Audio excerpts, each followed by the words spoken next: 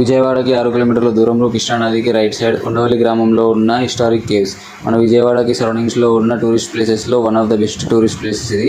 ఫ్యామిలీస్తో కలిసి విజిట్ చేసి సెల్ఫీస్, ఫొటోస్ దిగడానికి చాలా బాగుంటుంది. ఈ కేవ్స్ మన భారతీయ ఆర్కిటెక్చర్కి గొప్ప ఉదాహరణగా నిలుస్తాయి. ఈ కేవ్స్ 6వ శతాబ్దం నుండి 7వ శతాబ్దం మధ్య కాలంలో ఉత్త వంశరాజుల కాలంలో నిర్మించారు.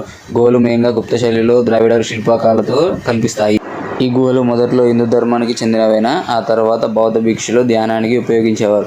తర్వాత హిందూ ధర్మ ప్రాచుర్యంతో వీటిని విష్ణు భగవానుని కొలిచే స్థలంగా మార్చారు. ఈ గుహలు మొత్తం 4 అంతస్తులు ఉన్నాయి. మొదటి అంతస్తులో జైన బౌద్ధ ధర్మానికి సంబంధించిన విగ్రహాలు, 2వ అంతస్తులో హిందూ దేవతల విగ్రహాలు కనిపిస్తాయి. ఈ గుహలో మెయిన్ అట్రాక్షన్ ఏంటి అంటే ఆదిశేషుని పైన విశ్రాంతి తీసుకుంటున్న విష్ణు భగవానుడి రూపం.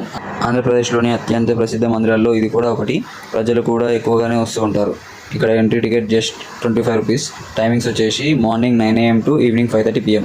ప్రకాశం బ్యారేజ్ దాటిన తర్వాత ఉండవల్లి సెంటర్ నుంచి రైట్ సైడ్కి ఉండవల్లి ఊర్లోకి వెళ్తే ఉండవల్లి దాటాక ఈ గృహాలు ఉంటాయి.